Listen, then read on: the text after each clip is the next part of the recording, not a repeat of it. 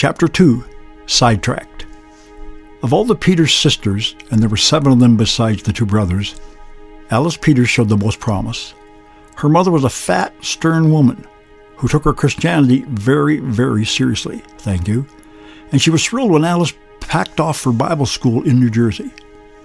It was a long way from the Peters' home in Paris, Ontario, and Alice was a little intimidated being so far away and bearing the responsibility of performance. She kept mostly to herself on campus, and her grades were reasonably good. And as she studied more and more of the scriptures, she felt within her a restless calling to the evangelistic field. Her friends delightedly nicknamed her Amy as she took to the preaching circuit. The preaching ministry of Amy Semple McPherson was at its zenith of popularity, and they swore that Alice would follow in her anointed footsteps. Churches found that Alice was a good preacher. Her meetings were successful, and they grew generally larger from season to season as she crisscrossed the North American continent with her simple gospel message. There were drawbacks, however, to being Mother's favorite. When Mrs. Peters took sick, she wanted no one else to care for her. Her enthusiasm for Alice's ministry stopped when her own well-being came into question. The other sisters were less inclined to lend a hand to the cross old woman anyway, so Alice reluctantly left her ministry. Only for a little while, she decided to stay at home with her ailing mother. At least, this is the story we heard later. There was little money to spend. The Peters family had never been wealthy. Alice searched out a job in Paris and settled into the nurse's routine. Her mother was crabby or pitiful, depending on her mood, and it grated on Alice. It was hard to maintain a proper, positive, Christ-like outlook on life with this burden whining at her all the time. Mother's old car was making a funny sound one day, and Alice took it into a repair shop. The motor mechanic looked both at the car and at Alice. She in turn found him attractive, in a coarse way, smeared with axle grease and motor oil and dirt, shiny with perspiration.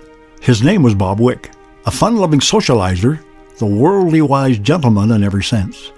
He was accustomed to a little drinking with friends at the hotel bar at the end of the day. Reluctantly at first, Alice joined him. But she grew accustomed to Bob's lifestyle as well. Somehow in the weeks that followed, her spiritual perspective slipped out of focus. Almost helplessly, she wandered into a new, sad life. Tongues wagged all through the town. The townspeople loved good gossip, and this relationship, after Alice's work in the ministry, provided the best of fodder. Here was the beautiful sidetracked lady evangelist, in love with the handsome, rough-hewn mechanic. There was evidence of goodness in the relationship elements that Alice could hook into emotionally, and used to rationalize away her shattered morality. Bob was courteous to her, a gentleman. He was faithful to her, making her his only object of affection. They doted on each other. It felt like Alice always imagined true romance would feel. Her mother was angry, crushed, embarrassed. She was noisily horrified when Alice moved out, and yet the union took more and more definite shape. When Rose was born, Alice struggled to keep up. Hers had never been a very order-conscious family. Now her housekeeping, or lack of it, confirmed the heritage. The little house, not at all chic to begin with, was strewn with clutter and smudged with smeary kinds of dirt that comes from failing to clean surfaces carefully. Laundry and kitchenware were continually backlogged, giving the house an atmosphere of chaotic struggle. Otherwise, Bob and Alice settled in and installed themselves in the Paris community as more or less normal family. They had a usual amount of contact with her mother, and Bob's mother, and some as well with Bob's older brother Cyrus, a local plasterer. In many ways, theirs was typical of the lower middle-class life in the small cities of Ontario in the 1930s. The infant Rose was followed by Jay, and later by a third child, Frank. But life day-to-day became more complex for Alice with each new child. Funds were scarce as the Depression drained the continent. Patience wore thin. Life was troublesome and annoying. Still, Bob and Alice were making it. Then a northern winter wind brought pneumonia to Paris, and Bob took sick. The illness seized him slowly, forcing him to bed again and again, and eventually leaving him there permanently. His lungs filled ominously with poison, choking off his air supply. His groupy cough echoed through the house, punctuating the crying of babies and the staticky noise of a cheap radio, until one day. There was very little money left to bury him properly. Bob's mother was hateful toward Alice and refused to offer any assistance. But Bob's older brother Cyrus, who was fond of Alice, gave her some help. He felt badly for her, left stranded and practically penniless with 3 children in the middle of a depression. He'd always looked on Alice kindly, if for nothing else than for what had obviously been great beauty not so long ago. Now, of course, her hair had thinned out considerably, and the crow's feet were creeping out from her eyes. But she was still a lovely woman in her early 30s, and attractive, especially to a man like Cyrus, who had known marriage at one time, but whose wife had died tragically in a hellish neighborhood fire 5 years before.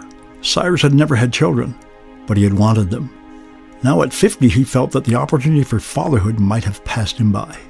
Cyrus sat and mused about Alice in the days after his brother's death. He could feel his interest stirring as he thought about her, thought about accompanying her to town, dining out with her, engaging in light and lively conversation with her, laughing with her, living with her, waking up beside her.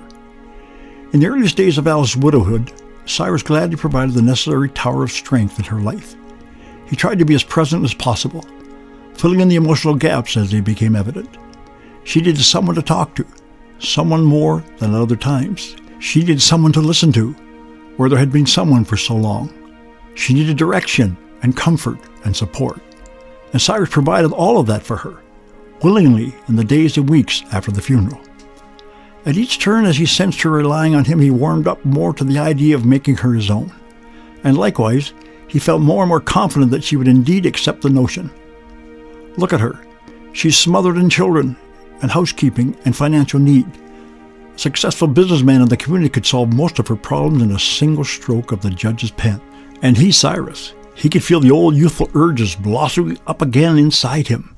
In lovely Alice Peters' Wick, he could renew himself as a man and father his own brother's children, and live the orderly, acceptable life as a 50-year-old Canadian businessman. But even as Cyrus Wick sat musing alone between frequent encounters with the object of his growing affection, the object of his growing affection was sitting alone and musing herself. Internally, she had fled from the guilt impulse for years, having trashed her spiritual heritage, burying her conscience deep in the daily routine of life. She had consciously dismissed the notion, again and again, that she had let her life be infected by sin. And yet the infection had spread so thoroughly now that it was hard to separate it from the stuff her life was made of. She surveyed the evidence. 3 children, a destitute financial condition, sadly symbolized by the stack of Bob's medical bills, a hostile mother-in-law, a hurt and broken mother to whom Alice was an ever-present embarrassment, and a loveless life without God. And as she looked around her, the house, she realized, was miserable, the final discouragement. She had felt occasional longings for the old righteous life, but it was never practical to consider it after Bob came along, and even less so after the children came along. Now, for the fleeting moment, she wondered if she could return, go back to the life she'd known, freedom she'd experienced but never fully appreciated, until it was gone. Now she had accepted a whole new burden, the burden of guilt and shame, and of facing constant forms of disapproval. Alice sighed and glanced at her children.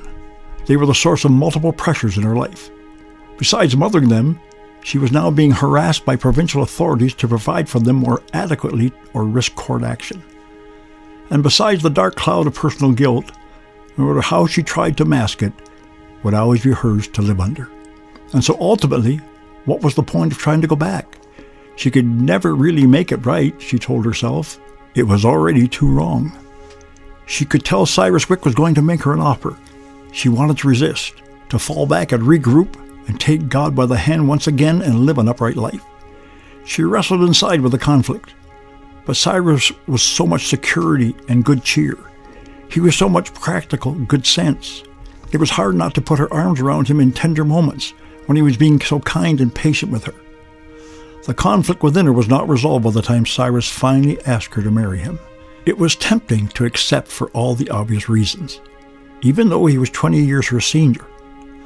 But she wanted to flee at the same time, to run from the pressure, to escape the nagging provincial authorities, people, to set up shop with their children somewhere else.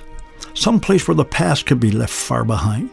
Some place where the townspeople's tongues would not wag, where nobody would know the godly life she had once lived and would therefore have nothing to compare the present to.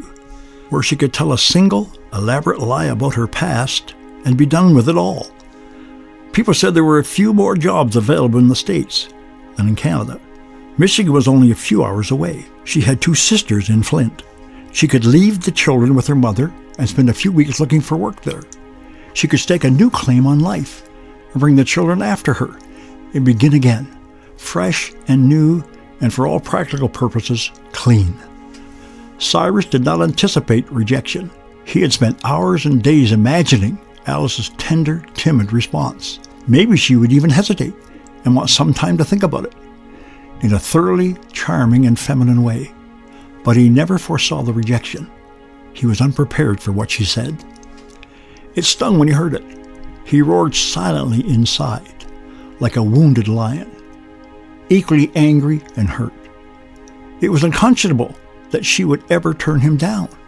He was especially peeved by the realization that his brother had been good enough for her, and now he was not. A notion Cyrus created himself, although Alice never alluded to such a thought. And yet Cyrus' exterior was gentlemanly. He nodded and said he understood, and lied that it was all right.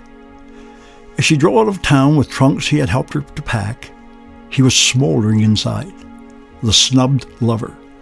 The smoldering and boiling did not stop as she drove out of sight.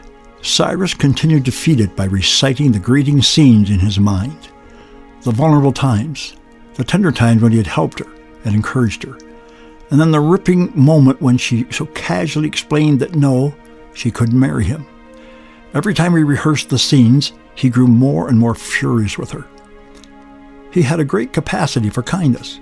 He had demonstrated that, and he had been cast off. But he also had a great capacity for revenge. This he and Alice would discover. Alice fled to Flint, Michigan, hoping vaguely for her life to turn around, hoping specifically to put some distance between herself and her past. Maybe, just maybe, she thought, she could finally get straightened out.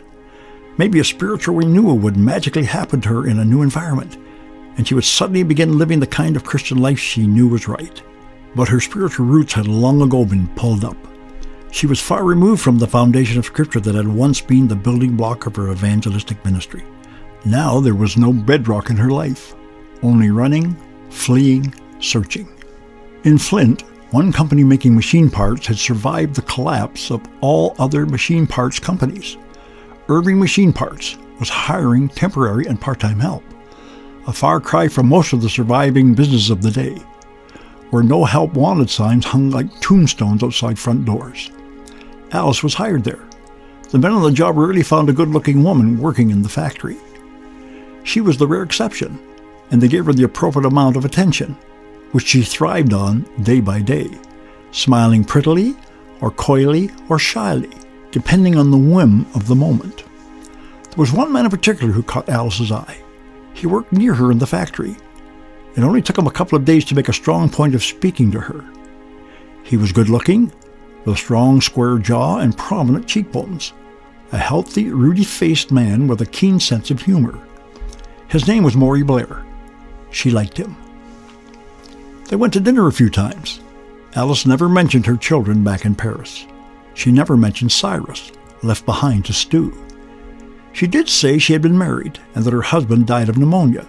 But this Maury Blair was so pleasant, so free from Alice's complicated life back in Canada, that she did not want to take any chances of spoiling a relationship with him. The relationship indeed did not spoil. As spring turned to summer in Flint, they grew fonder of each other and spent increasing stretches of time in more and more intimate settings. In no time at all, the vague quest for a new upright life had been forsaken, and Alice fell thoroughly in love with the charming, fun-loving Maury Blair. He had none of the roughness of Bob Wick, none of the aging seniority of Cyrus, and there was none of the paranoia of Paris. It was a delight to be with him, to talk and listen and laugh. They picnicked in the local forest preserve, and Alice floated in limbo, far from the pressures and cares and worries that had driven her to Flint in the first place. But life could only be pleasant in narrow interludes, as long as she continued running. As the days grew hotter, she came to the creeping realization that she was pregnant. The anguish began to deepen within her as she began to understand what this would mean to Maury Blair. She could ruin him. She could devastate him if she presented him with this situation. And she loved him so much. She didn't want to see his suffering face when she broke the horrible news to him. She could see his laughing face turn sober, his bright, cheery eyes grow dim and sad. And then, in his upright, gentlemanly way, he would ask her to marry him, which would bring up the question of the 3 children back in Paris and the whole tangled story of her past. Each day she stewed a little hotter, as the need to make a decision pressed down tighter and tighter upon her. She juggled the options in her mind, desperate for one of them to jump out as the obvious best choice. And meanwhile she prayed, and prayed fervently that she would turn up miraculously, not to be pregnant. Maury noticed her growing restless, seeming troubled, and sometimes distant. She could not keep her mind on a conversation. She was cross at times, but she kept insisting nothing was wrong. Inside she was bewildered. Life had turned on her once again. The pressure was on once more. She felt that the soon events would overwhelm her, and she would be thoroughly submerged in the tidal wave of bad luck and the horror of a tragic fate. The rock of her salvation seemed so long gone. She could never turn back there. She could never lean on Jesus again. It was so remote a possibility that she never paused to consider it seriously. That was her youth. That was her childhood. It was Sunday school. Now she must cope as an adult. And yet she could not seem to cope, not quite. She sat on the bed and sadness washed over her. Her tired face grew red and hot as she wept. It was senseless to cry to herself, but the grief of her life had caught up with her again. And now she had nowhere else to put it, except into her tears. She did not wail or moan. She only wept quietly, alone, hurting for herself, for her lover, for her children in Paris, and the child within her. And then, as she always did, she drew herself up with a deep breath, wiped her wet face with the back of her wrist, and set about to throw all the clothes back into her trunk. She must run again. She must flee the scene of the thoughtless, accidental crime. Perhaps with one more flight, she could erase the mistakes that were dogging her trail. She left no note for Maury Blair. She tried, but she could find no words. She could not bring herself to lie to him so consciously, so directly. Every lie was a new flight, but now she even fled from lying. At least, this is the story we heard later. When she failed to show up for work the next morning, Maury sensed immediately what had happened. At the end of the day, he went to her place and found it vacant. The ugly light began to dawn. He searched the room for a clue about her destination. There was nothing. Alice said nothing about her plans. No one at Irving Machine Parts had heard a word. The dull ache of panic threatened Maury's internal equilibrium. If she were carrying his child, he would want to know so. He wanted to marry her, to care for her, to provide for the child. But he could not know for sure, not until decades later, that he was indeed my father.